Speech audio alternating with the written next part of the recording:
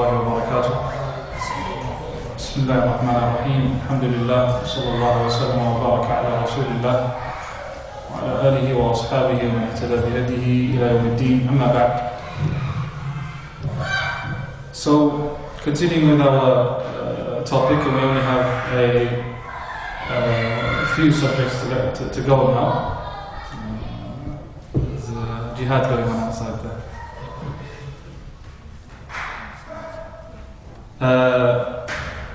With just a few issues remaining, all of them really looking at fiqh in contemporary society, Islamic law in our modern time. So we've looked at how Islamic law has developed from the time of the Prophet ﷺ to the time of the Tabi'een, and we've seen to the time that's come after them. We've seen, of course, that knowledge is transmitted. Knowledge is something that's transmitted. It's not something that a person can just pick up from a book and then speak about knowledge as they wish. It has to be transmitted. This is why the first rule for a person who is a scholar is that he has spent many years receiving transmitted knowledge from a scholar. That's a necessity. There's no knowledge without that. One of our Shaykh says, if somebody was to sit in a library and close himself off, seclude himself in a library and sit there reading hundreds of books, he won't become a scholar. Why? Because Islamic knowledge is an ocean. Islamic knowledge is an ocean. Without proper principles and methods in place, a person isn't able to put things together, isn't able to see things from a bird's eye view, if you wish, where they understand how things work. The same applies to all sciences. And this is why nobody will ever qualify as a judge, nobody will ever qualify as a doctor, nobody will ever qualify as a lawyer by just saying, I've read this many books. It has to be transmitted knowledge by people who are experts themselves. When it comes to our time, we've looked at the development of the four madhahib. We looked at the four madhahib and how they developed, as well as the fifth madhab, which is the Zahidi madhab. We've looked at that as well. And of course there are other madhahib. There are other madhahib, but not so well known. Like the Ja'fari madhab, which is adopted by the Shia, as well as the fiqh of the Zaydiyya, which is common in Yemen, as well as the fiqh of the Ibadiyya. And the Ibadis are well known today in Oman, and they're around in few parts of the world as well. Some parts of North Africa they're found as well. But these are all sort of very minor sort of efforts. There's not a huge amount that's contributed, so much that it can be considered a school, an independent school of law or a school of fiqh. So we spoke about the issue of ijtihad. What does ijtihad mean?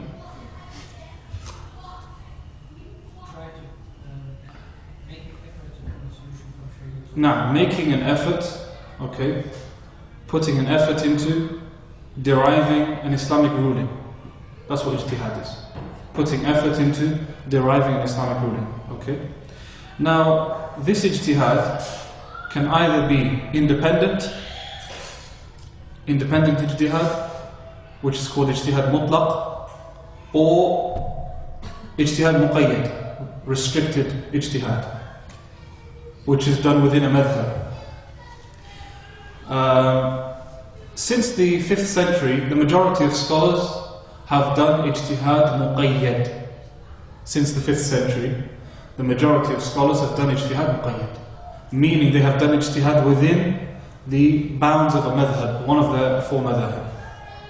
So what they would do is, they would use the positions of the imam of the madhab, and then try to make qiyas. Say, well, if Imam Ahmad said this is allowed, then therefore Imam Ahmad must also think this is allowed also. And if Imam Ahmad says this is prohibited, then this would also be prohibited based on the principles of Imam Ahmad. Abu Hanifa says this and Abu Yusuf says this, so if a contemporary issue arises, someone might say, based on the usul of Abu Hanifa, this would be permissible. However, based on the position of Abu Yusuf, this wouldn't be allowed. That's called ijtihad muqayyad. You're making ijtihad based on someone else's ijtihad. You're making ijtihad, so it's almost like second hand.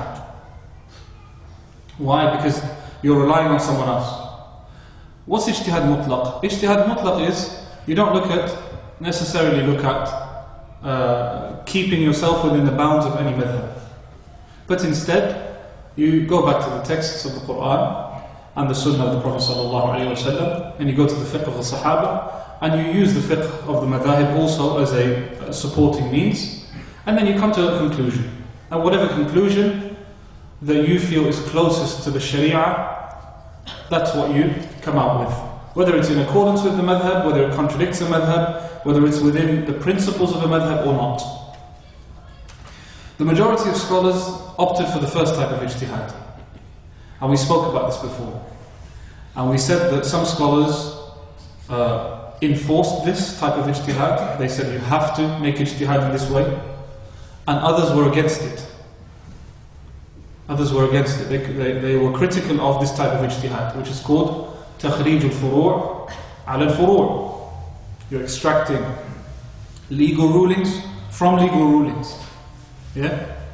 So it's like a court of appeal here in the UK, for example, saying, well, the Supreme Court has previously made a decision on this issue, and this case kind of resembles that case, and therefore we have to rule based on that, because this is the judgment or verdict that is most in line with the judgment of the Supreme Court. And here in the UK, the Supreme Court is of course, the most supreme court.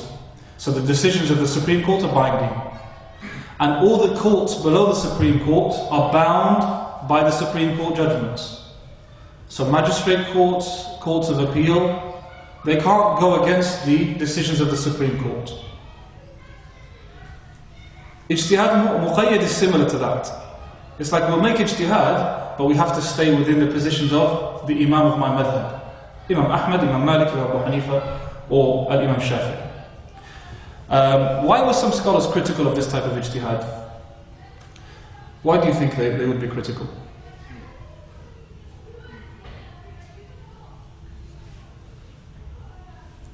Why is that a point that might be criticized? It's been criticized by some scholars. Why? To make ijtihad within the bounds of one of the four madhab.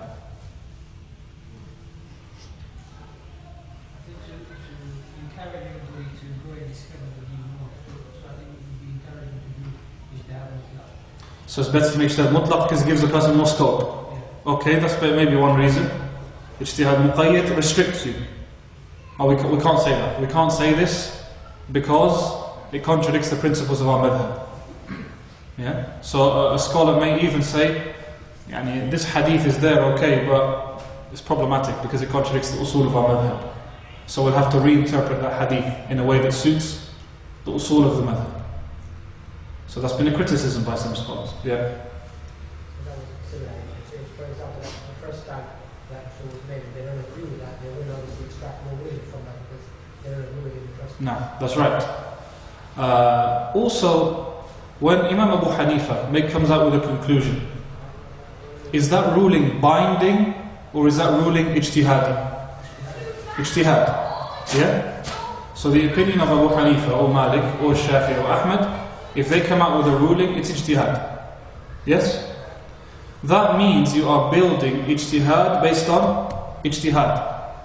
And the definition of ijtihad is that it is kind of opinion, it's based on evidence, but the definition of ijtihad is that it has the potential to be incorrect. That's the definition of ijtihad. If there's no way it was wrong, it wouldn't be called ijtihad. So we can't say, for example, my ijtihad is that the five daily prayers are fard. The 5 daily prayers are fard. It's my ijtihad, Wallahu a'lam. This is not an issue of ijtihad. So it's not called an ijtihad in the first place because there's no scope for it being correct or incorrect. There's no scope for that. It's something that's necessarily accepted and known to be part of the religion. Ijtihad is something which has the potential of being valid or invalid, correct or incorrect. So if you build something based on something that is potentially incorrect, you're going to get a conclusion that is even more incorrect. Yeah? So that's where one of the criticisms is. Why do you think the scholars did it then? Why did so many scholars do it? Why did so many scholars rely on ijtihad muqayyad? Why they didn't sort of set aside all scholarly opinions, and instead they looked at the texts of the Sharia and said, okay, what I find the answer based on the Quran and Hadith, that's what I'm going to go with. And I'll use the scholars' opinions for support. Why do you think that many of the scholars after the 5th century relied more on ijtihad muqayyad? Didn't feel confident enough. That's true.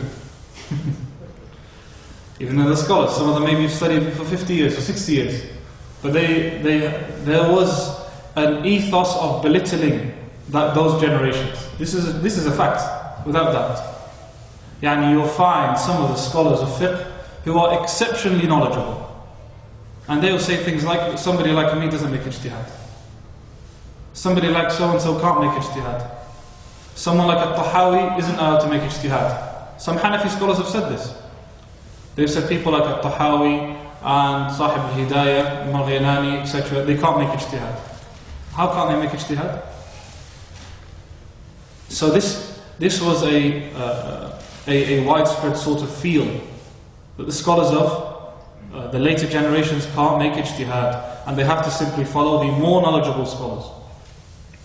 These are reference that also giving them? Sorry? These are reference they already have initially, you just go to it maybe. That's right, yani they're saying, why would I give you my opinion when you have the opinion of Imam Ahmad? Why would I give you my opinion if you have the opinion of Imam Ahmad? That's what they're saying. Maybe they think the deen is complete, they have brought everything to us. That's another thing. They think that we've had so many years of ijtihad and understanding the Quran and Sunnah. Who is going to come today and come out with new interpretations? That's another angle they're coming from. As well as that, they want people to follow scholars who are accepted by all. If I say to you, this is the position of Imam Malik, alhamdulillah, end of story. You know that it's a respectable, reliable opinion by a trustworthy scholar. But if I tell you this is the opinion of a contemporary scholar or a later scholar, okay, maybe you trust that scholar or you consider him to be an authority, but not everybody else does. So to put more trust in the fiqh, they referred things back to the earlier fuqaha. Some scholars were still critical, as I said. Even then, many scholars were critical because, and this has become more apparent in recent times, because for the past maybe 1,000 years, life didn't change that much. From the time of the Prophet ﷺ, 1,000 years on, there weren't huge changes to life. Things were still relatively standard. Life was going on as it was. Of course, changes occurred. Of course, new challenges occurred. But in the last 100 or 200 years, we've seen changes that are astonishingly unexpected and quick. Changes that are very, very significant. Okay? The way we deal with money, for instance, the way we deal with transactions, the concept of being able to communicate with people. This would have been considered magic 200 years ago. If you said to someone, you can speak to someone on the other side of the world. In fact, 100 people, all from different parts of the world, will speak together at the same time. This is sihr. This is kufr. Because that type of thing wasn't imaginable. And so there was no need for fiqh to deal with that type of thing, because it was unimaginable in the first place. But when we see the significant changes that we've seen today, this has caused some challenges. This has brought about challenges which need to be resolved. And because they need to be resolved, it is difficult to restrict it to a couple of views, or restrict it to one position. And this is why I quoted to you not too long ago Mufti Taqi Uthmani, who's one of the well-known Hanafi scholars of today. Now, and may Allah preserve him also, because recently he was a target of attacks, assassination attempts. So alhamdulillah, his driver, I believe, and his guard passed away, rahimahullah. But him and his family were safe, alhamdulillah. He's one of the well-known and leading scholars in fiqh, particularly in financial issues. He's a Hanafi, but he says when it comes to finance, we can't stick to the Hanafi school. It's not possible. And he's considered a relatively conservative Hanafi, meaning he's not the type of scholar who easily opposes the madhab as he wishes. And yet, when it comes to these issues, he says that to oppose the madhab is a necessity, and to keep within it isn't possible. Otherwise, it would cause issues. That doesn't mean, of course, this is the viewpoint of those scholars who are critical of this approach of ijtihad based on ijtihad. Now, this is what has led to people arguably moving away from the madhahib of fiqh. Arguably. People have been to an extent moving away from the madhahib of fiqh. And as we've mentioned before, some scholars contributed towards this moving away from the madhahib of fiqh. We mentioned a few names previously of those who encouraged the issue of moving away from the madhahib of fiqh and studying instead the primary sources of the Sharia. From the earliest we quoted Ibn Hazm and Dalusi, and then we also mentioned Al-Amir al-San'ani, rahimahullah, who is the author of Subul al-Salam, Sharh Bulugh al-Maram, and also the author of Hashiyat Sharh al-Umdah by Ibn Daqiq al-Eid, as well as Al-Imam Muhammad ibn Ali al-Shawkani. Al-Imam al-Shawkani, both of these are Yemeni scholars. San'ani and al-Shawkani are both Yemeni scholars. The author of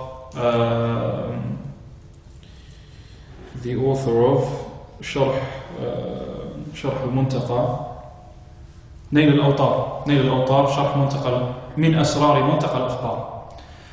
Both of them weren't very fond of this concept of keep within your madhab, keep within your school of law. Okay, they said we benefit from the fiqh of the scholars, but instead we use the texts, the primary sources as decisive.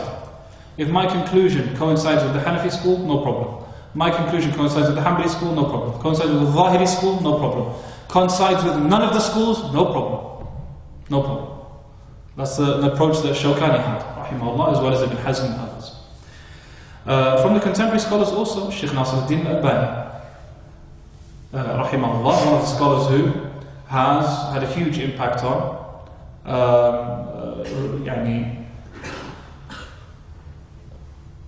moving away from the fiqh of the madhahib, and he's influenced, of course, a large number of people. He's largely influenced the scholars of Najd, and we spoke about the Da'wah in Najd, which was originated by Shaykh Muhammad ibn Abdul Wahhab. And although we said that they are classically speaking Hanbalis, but the influence of the Zahiri school and Ibn Hazm and Shawkani and San'ani and Al-Albani, the influence of these group of scholars was big. And this is why, as I said, you'll find that those who are part of the Salafi movement or Da'wah al-Najd are not necessarily strict Hanbalis, nor are they necessarily Zahiri. They could lie anywhere in between, and people differ in their approaches. From the scholars who are similar to Shaykh al-Albani in his approach, Shaykh Muqbil ibn Hadi al-Wadi'i, Yemeni scholar of Hadith, very similar approach to Shaykh al-Albani. Again, critical of the madhahib, generally speaking critical. Although he and Shaykh al-Albani also say that we respect the madhahib and we benefit from them, but generally speaking there's a criticism of the madhahib. This has also contributed towards many people not giving as much weight to the madhahib. And this is why you'll find in every country, you'll find the main madhab is one of the four madhahib, but then you'll also find a large following of what you could refer to as, or what they refer themselves as, Ahl-Hadith maybe, or Salafi, or non-madhabi, or whatever. These are just simply labels for the sake of clarification. So, this is one reason why there's been a little bit of moving away from the madhahib. As well as that, the whole world mixing together. The world mixing together.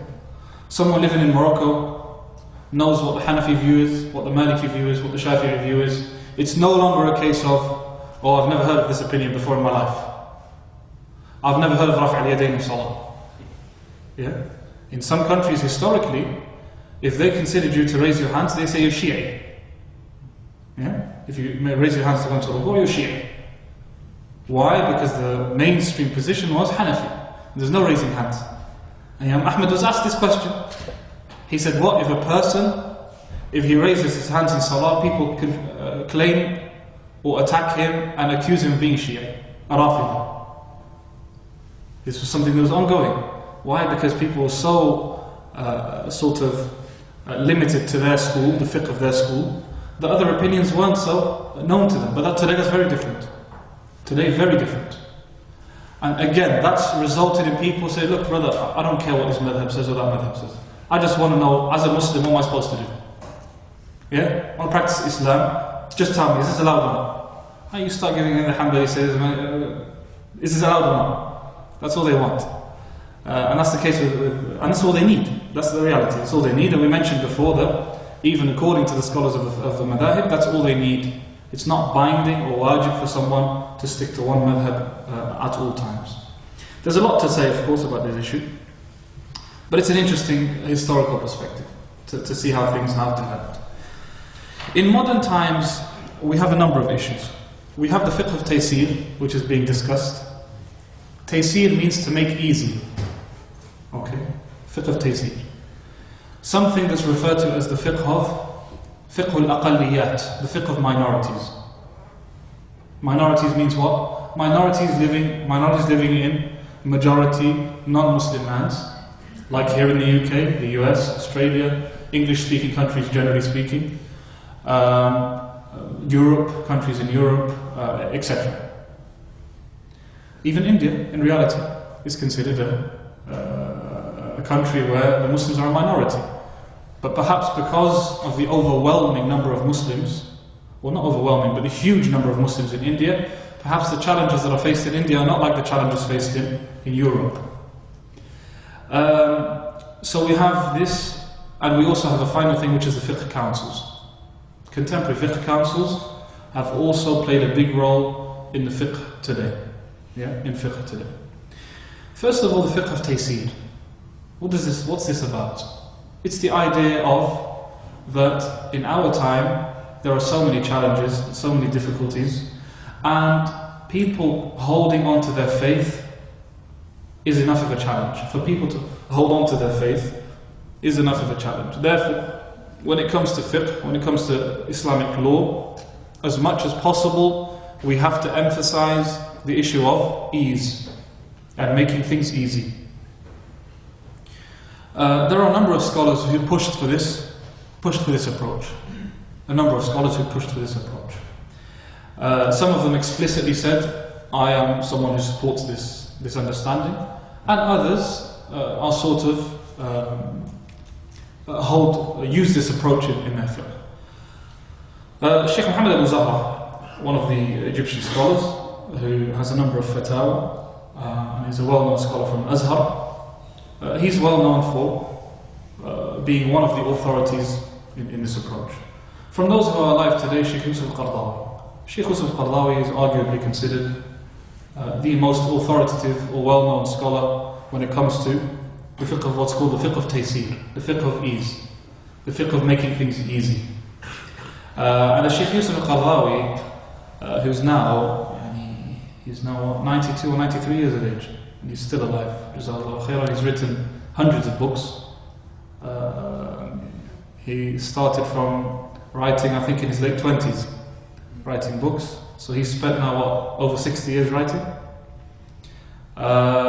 He's authored many books. And one of the books that he authored is called Al-Halal wal-Haram, the Halal and Haram. And some of the mashayikh who are very critical of his approach in terms of being easy on a number of issues, they said this is not Al-Halal wal-Haram, this is Halal wal-Halal. This book is Al-Halal wal-Halal. Because everything to him is halal. That's what they claim. So Shaykh Yusuf al-Qardawi, when he heard this, he said no. They're just upset because they want to author a book called Al-Haram wal-Haram.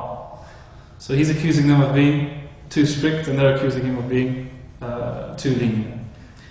And this is generally his approach. Of course, the word lenient, what's the problem with this term? You go easy on somebody who's actually committed it. And if I say to somebody, this person's lenient, or this Shaykh, oh, he's too lenient. He might make things halal for you, but they are halal. Okay, but what's the problem with the word itself? Subjective. Subjective. It's a subjective term. And Shaykh Yusuf Qardawi, you have some people say he's too lenient, mutasahil, too easygoing and too lenient on issues. And others call him a terrorist and extremist. In fact, he's on the list of terrorists that was compiled by some of the countries which I won't name. Muslim countries, of course. So the concept of being too lenient is subjective. The issue of saying he's lenient or that person's lenient is subjective.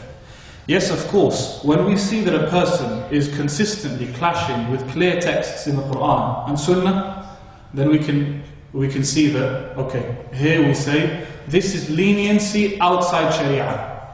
Because being lenient isn't the problem, because the Quran commands it and the Sunnah commands it. In fact, Allah wants that. Doesn't Allah Ta'ala in the Quran say, يُرِيدُ اللَّهُ بِكُمُ الْيُسْرِ? Allah wants ease for you.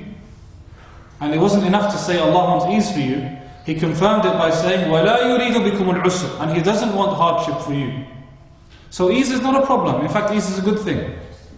And the Prophet ﷺ in a number of ahadith said, يَسِّرُوا, make things easy. وَلَا تُعَسِّرُوا, and do not make things difficult. بَشِّرُوا, give people hope. وَلَا تُنَفِّرُوا, and don't make people lose hope and put people off. And the few times where the Prophet ﷺ got extremely angry at things, one of the reasons he got extremely angry was when people made things difficult for other people. Like in the famous story of Mu'adh bin Jabal radiallahu anhu, when he took too long in his prayer, and the Prophet ﷺ said, أَفَتَّانٌ أَنْتَ يَا مُعَاذ? Are you trying to cause fitna, O Mu'adh? Are you a person who's trying to cause fitna, trying to cause difficulty and problems? Why? Just because he was praying for too long. And he was leading the people in prayer. He was leading people in prayer, so somebody decided to leave the prayer, finish him and pray on his own. Then some of them said, have you become a hypocrite? You're leaving the congregation. You're leaving the congregation with the Muslims. He said, no, I haven't become a hypocrite, but I'm going to go and complain to the Prophet ﷺ. So he complained to him and said, Mu'adh bin Jabal, he prays Isha with you, then he comes and leads us in Isha, and he takes ages. And we have things to do. We've got stuff to do. It's a basic complaint. Some people might see that complaint as, "A'udhu billah, this person is complaining about prayer." He's not complaining about prayer, he's complaining about the method of the prayer. So the Prophet ﷺ got extremely angry at that point. So ease is not the problem. In fact, ease is a good thing and a needed thing. And this is something I've touched upon before. Remember that the Prophet ﷺ was amongst the companions. He was living with them. Muslims had authority in Medina, especially in the later times of Islam. إِذَا جَاءَ نَصْرُ اللَّهِ وَالْفَتْحِ, when the victory of Allah comes to you in the opening.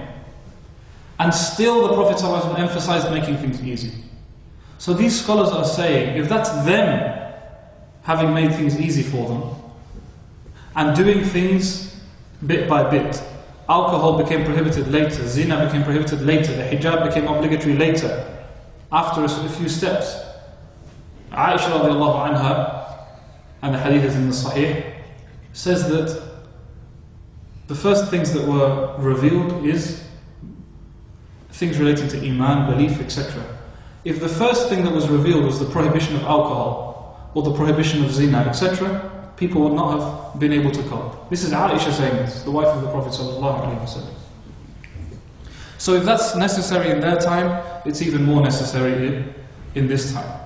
However, at the same time, we've been commanded to follow the Book of Allah. We've been commanded to follow what has been revealed to us. So even ease has its limits. Even ease has its limits. And sometimes you make things so easy for a person. Sometimes you make things easy. When I say too easy, I always mean contradictory to the Sharia. That's it. There's no such thing as too easy within the Sharia. Within the Sharia, if you're within the bounds of Islamic teachings, what's the problem in being easy? There's no problem. But the moment we step out of the bounds of the Sharia, here we say this type of ease is over the top. And in fact, it's not ease, it's hardship. It's hardship. Because sometimes we think something is better for us or easier for us, but in the long term, it's not easy for us. In the long term, it's a problem. And there are so many rulings, but that we can talk about, to give examples for. But we've still got a few things to look at as well. Shaykh Abdullah Juday, our Shaykh who lives in the United Kingdom, also one of the proponents of this type of fiqh, the fiqh of ease. And again, pushes this type of idea that so long as a person is not clashing with clear texts of the Quran and Sunnah, and so long as a person is intending to follow the religion of Islam, then we should give scope as much as we can. Now. Shaykh Yusuf al-Qaradawi and the likes of scholars who follow this fiqh, did they get a particular training in a fiqh? No doubt. There's no hesitation about it whatsoever. Shaykh Yusuf al-Qaradawi is graduated from the scholars of Azhar, studied with the scholars of Azhar, including Shaykh Muhammad Abu Zahra, who I just mentioned, and a number of others. And the proof that he is one of the scholars of Islam is the wide acceptance that he has amongst people, among scholars. The wide acceptance that he has, his books being authorities, and even those who disagreed with him were people who highly respected him. And when Shaykh Nasiruddin al-Albani rahimahullah wrote a book in which he discusses the hadith mentioned in Al-Halal al-Haram, the book I just mentioned, Al-Halal al-Haram by Shaykh Yusuf al-Qaradawi. When Shaykh Nasiruddin made takhrij of the hadith in his book, he praised Shaykh Yusuf al-Qaradawi hugely, praised him hugely, and said, just because I disagree with some of his views, it doesn't mean that he's not from the respectable and honourable scholars. That's something to keep in mind. Sometimes sectarianism makes us reject people straight away, without even thinking. The moment you hear a name, like khalas, Ibn Baz, Wahhabi, therefore out the window. Taqi Uthmani is Deobandi, Hanafi, Muta'assib, Muqallid, therefore out the window. Have you read a single one of his books? Read his books and then speak. If you understand his books in the first place, that is. Same with Shaykh Yusuf al-Qaradawi. Somebody said this once, said, I can't believe somebody like you praises Shaykh Yusuf al-Qaradawi. I said, have you read any of his books? He said, Wallahi, I haven't read a single book. I said, khalas. So, don't speak then. Because that's injustice. Allah tells us to be just with the disbelievers. In fact, Allah tells us to be just with people who have oppressed us. وَلَا يَجْرِمَنَّكُمْ شَنَآنُ قَوْمٍ أَنْ صَدُّوكُمْ عَنِ الْمَسْجِدِ الْحَرَامِ.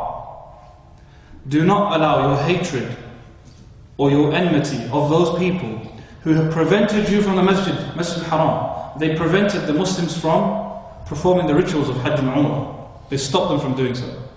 Allah says, لَا يَجْرِمَنَّكُمْ شَنَآنُ قَوْمٍ أَنْ صَدُّوكُمْ عَنِ الْمَسْجِدِ الْحَرَامِ أَنْ تَعْتَدُوا. Do not allow that to cause you to transgress and oppress.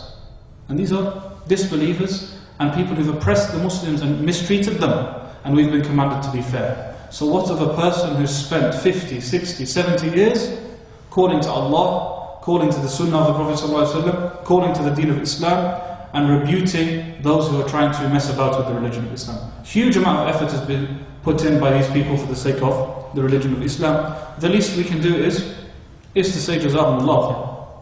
Jazakumullah khair. I'm not going to follow his opinion on this issue. I'm not going to follow his opinion on this issue, but Jazakumullah khair.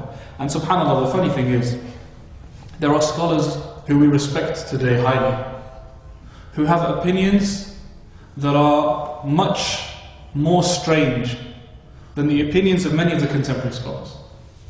But because they're past scholars, they're respected automatically.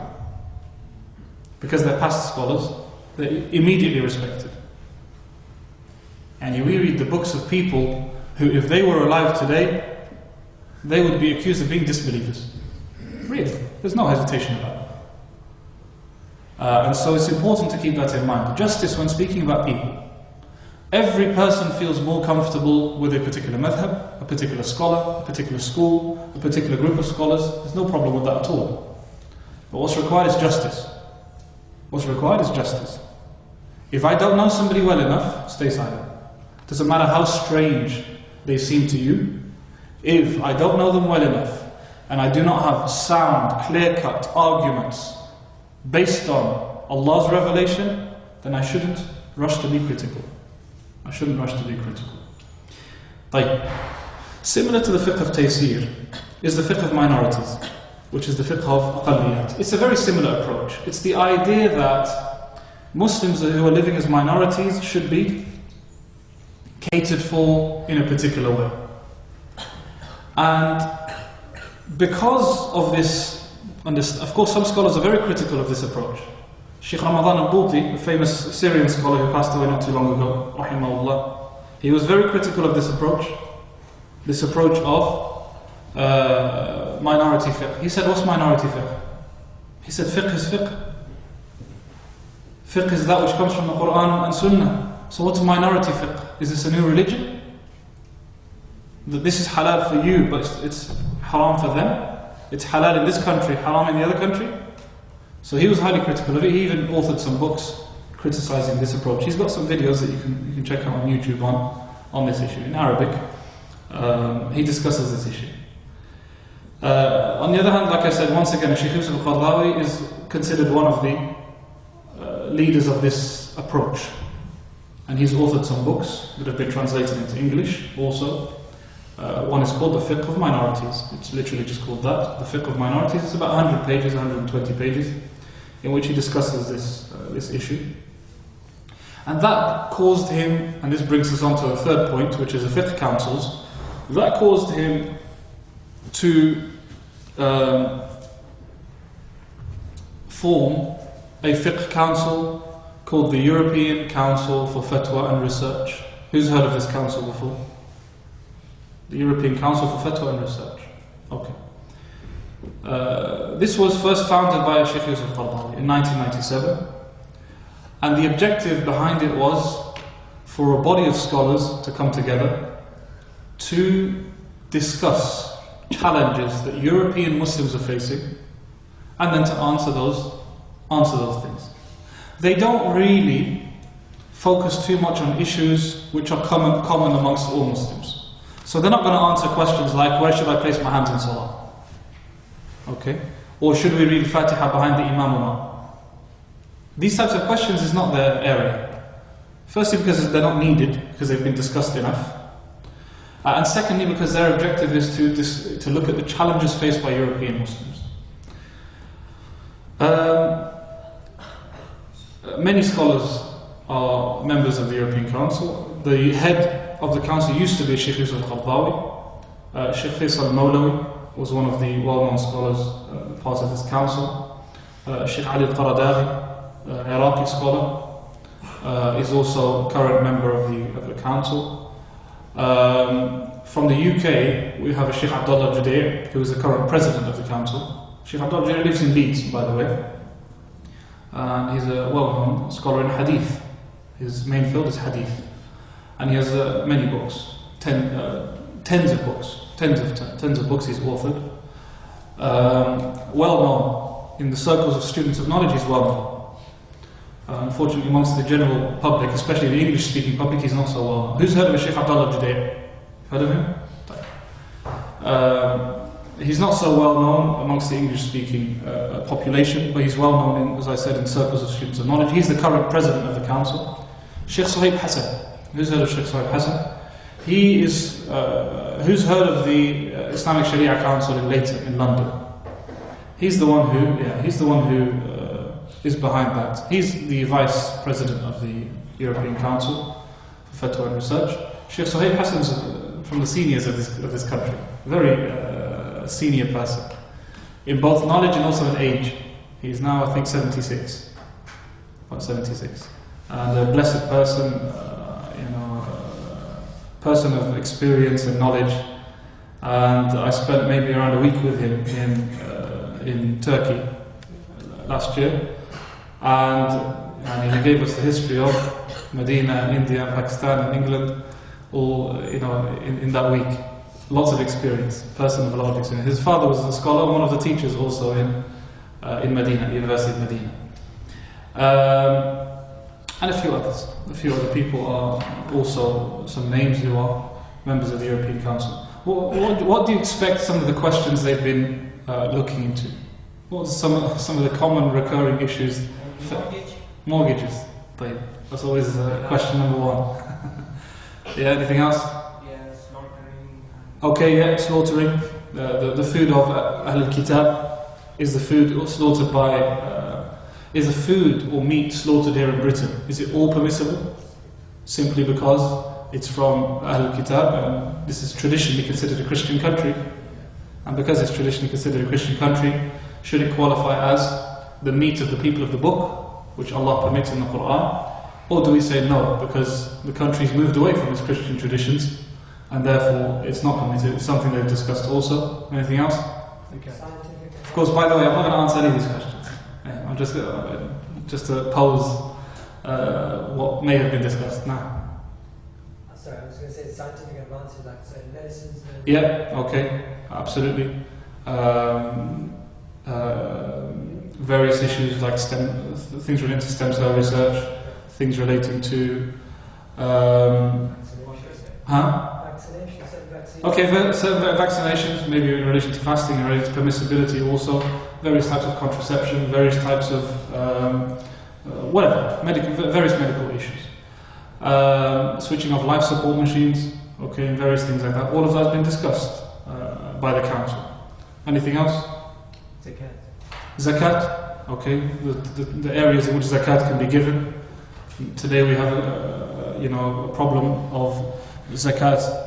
Can it be given to masajid? Can zakat be to da'wah organizations? Can zakat be given to people to pay for their studies? Can zakat be given to someone who's looking to get married? Can zakat be given, and so on? These are problematic questions. Of course, many of them have been dealt with in classical books of fiqh. So why are they being revisited? They're being revisited because they consider that circumstances require us to revisit a lot of the various issues. So these are some of the examples. Student loans, they've got a ruling as well on taking student loans, particularly in the UK. The Fettah is specific to the UK, even though the European Council discusses the affairs of the European countries generally, but this particular Fettah is specific to the UK because it was posed by some UK scholars. Probably also if the Europeans don't pay for their universities. Sorry? It's mostly free in Europe. The universities Yeah. in Europe are mostly free. Perhaps that's... In this country it's private, so they have to pay everything. No. So perhaps that's one reason, especially with recent rises in student loans, student fees. Sorry, student fees going a couple of years ago rose to £9,000 per year.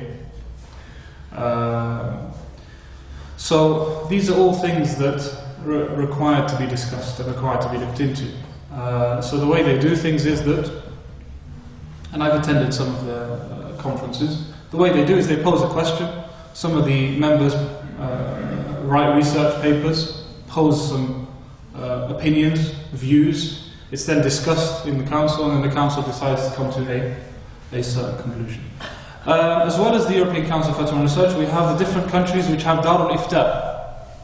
Dar al-Ifta in Egypt, Dar al-Ifta in Jordan, Dar al-Ifta in Libya, Dar al-Ifta in Kuwait, as well as Dar al-Ifta in Saudi Arabia, Dar al-Ifta in various countries. Again, a body of scholars intended for giving general religious verdicts. We have, similar to the European Council for Fatwa and Research, AMJA, which is the Assembly of Muslim Jurists of America. Assembly of Muslim Jurists of America. Led by a Shaykh Muhammad, what's his first name? Salah, Shaykh Salah al-Sawi. He's the president of the council. And there are a number of members part of this council, like Shaykh Walid Bassiouni and Shaykh Walid Manisi. Shaykh Walid Bassiouni is with us in Birmingham now. He's from Texas, but he's with us in Birmingham. I was with him earlier. He's one of the members of this council, the Assembly of Muslim Jurists. Again, similar idea. Challenges faced by American Muslims. They're sort of looking to resolve those problems. Of course, collective ijtihad is helpful. Because if one scholar makes ijtihad that comes to a conclusion, that's fine. If he's qualified, that's great. But if we have a body of scholars coming together to come to conclusions, that's even better. Why? Because one scholar will fill in the gaps that may be found in another scholar. One scholar has expertise in certain areas, the other scholar doesn't have the same expertise in other areas. And remember, just because a person is a scholar, it doesn't mean they're a scholar in everything. This is a very important thing to keep in mind. Someone may be at the level of Abu Hanifa when it comes to the fiqh of marriage and divorce. But when it comes to fiqh of transactions, he's a beginner, he's a layperson. That's not an exaggeration. Especially the way things have developed recently. Just fiqh of transactions requires a lifetime of study. You have to be an economist in order to resolve a lot of the problems that exist, which is, as they say, we're in the age of specialization. People really specialize. And the doctors, is amazing sometimes. They'll say, I'm a doctor, I specialize in this very, very tiny organ in the body. You think all your work is just that part of the body? That's because specialization is something that's how things run. Scholars are no different. Scholars specialize. And there's no hope or there's no being realistic except to specialize. You know, that's why even scholars of the past, you're not going to find everybody was like Imam Ahmad in hadith. Not everybody is going to be like Imam Malik in the fiqh of the Sahaba and Tabi'in. Not everyone's going to be like so and so in the Arabic language, like Muhammad ibn Hassan or Al-Shafi'i or Abu Ubaid or others. So specialization is normal. And therefore, if you want the best answer for a particular ruling, as much as possible, try to go to somebody who's a specialist in that field. An issue when it comes to marriage and divorce, try and look for people who are experts in the field of marriage and divorce. Scholars, that's the first step, that's a necessary step, but someone who's a specialist in this field. And that's why collective ijtihad is more effective. Collective ijtihad is more effective. Anyhow, there's a lot to say. Obviously and I'll end with this inshallah. Obviously we have some controversial approaches to fiqh. The worst approach to fiqh is the approach which uses the Quran and doesn't use the Sunnah. That's the worst approach to fiqh. And it's an un-Islamic approach to begin with, because the objective of the Messenger ﷺ was to explain the Quran. His life is the Quran, implemented. His Sunnah is a tafsir of the Quran. So when you understand the Quran the way you want, what that means is you are putting yourself on par with the Messenger, in fact above the Messenger of God, and saying, my interpretation of the Quran is the most ideal. That's a huge problem. Any fiqh which is not based on the Sunnah is not fiqh. Sifr. It means nothing. Any fiqh which is not based on the Sunnah means nothing. It really means nothing. It's like saying, I'm teaching you the religion of Islam by contradicting the Prophet of Islam. That's a destruction of the whole religion in the first place. I'm teaching God's religion by opposing God's command. So fiqh based on the Quran only, and that's used by a number of people. Fiqh based on Quran only is batil. There's no such thing as Quran only, because the Quran can only be understood through the Messenger of Allah. There are others who don't reject the Sunnah altogether, but they belittle the Sunnah. They belittle it. Yeah? Take the mick out of some hadith. Take the mick out of some books of hadith. Sahih al-Bukhari or Sahih al-Bukhari. Some of them say Sahih al-Bukhari has ruined Islam.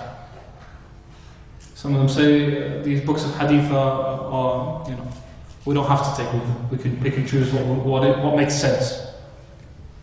Some feminists use this approach, coming to conclusions based on belittling the Sunnah. So those are hadith, even if they're fabricated ahadith, but if they're consistent with feminist positions, they'll use these ahadith. It's a fabricated ahadith. But if a hadith is from the most authentic of ahadith, but it seems to contradict feminist principles, she'll reject those ahadith, or he'll reject those ahadith. Because of course feminists are not just women. So these are problematic approaches to fiqh. Not because it's someone who calls herself a feminist. That's not the problem. Although that has problems come with it, of course. But the problem is the way we deal with the Sunnah. Also, an excessive emphasis on the objectives of the Sharia. Yeah? The maqasid of the Sharia is very important for any mufti to keep in mind. You have to keep in mind the objectives of the Sharia. What did God intend? Okay, the texts are there, the Quran is there, Hadith is there, but what did God intend? That requires effort and study. But if we invalidate the whole religion and just think about what did God intend or guess what God might have intended, that can lead to problems. What did God intend when He said, don't drink alcohol? He intended that we don't become intoxicated, and intoxication leads to harm, it leads to this, it leads to that. So, therefore, small amounts of alcohol, if you've got a non-Muslim family, or if you've got friends, or every now and then you want to take your mind off the stresses of work, etc. A bit of alcohol, so long as you don't get drunk, that's okay. Because the objective of prohibiting alcohol in the first place is to not harm your mind. That's a type of maqasid approach which is rejected. Because Allah in the Quran didn't say, do not become intoxicated. Allah Ta'ala said, Khamr and Maysir, and listed a number of things. They said, Rijsun min amali shaytan. These are filthy things from the actions of shaitan. Fajtanibuh, so keep away from it. That's the command of Allah in the Quran. Okay? And so if we overemphasize this approach, we get to problems. I heard some even saying that zina, adultery, is only prohibited because it leads to lineage being mixed up. And today in modern society we have methods of dealing with that issue. So therefore, fornication, adultery, doing what you wish, cohabiting, etc., shouldn't be a problem because you can protect and preserve your lineage. This is completely batil. We're talking about major sins here. The Quran's made these things a major sin, and you're claiming that these things are okay. You might laugh at these opinions, but they'll become more and more popular over time. Now they're held by certain individuals, some who I know personally. They're held by certain individuals, but they'll become more and more popular. It's very difficult now to come out to the Muslim public and make these types of statements, because a person will get taken down very quickly. Yeah? Not literally, inshallah. But a person will be, people will come after you. It's not going to be something that people can accept. But the more and more things become accepted in society, the more you'll find these opinions being quoted and stated by Muslims.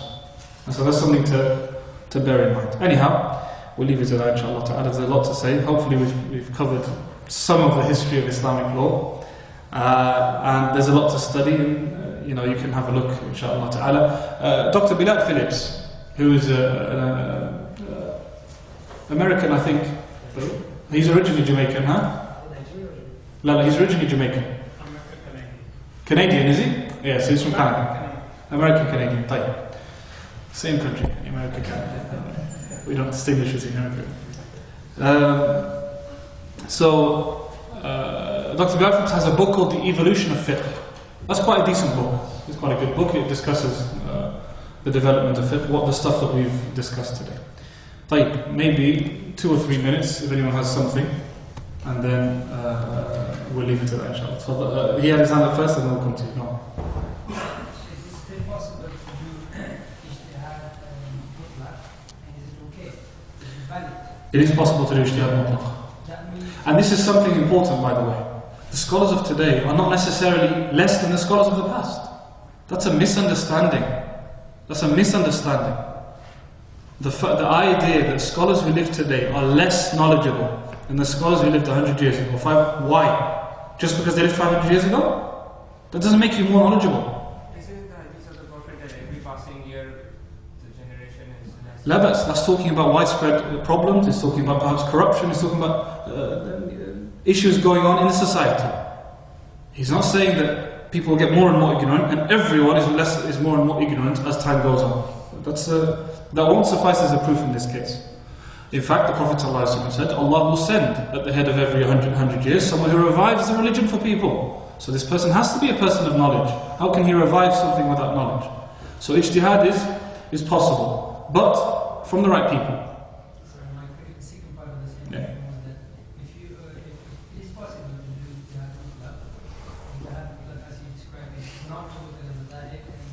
It's not to be bound by the madhab. Okay, so obviously that You'll still look at them. Yeah.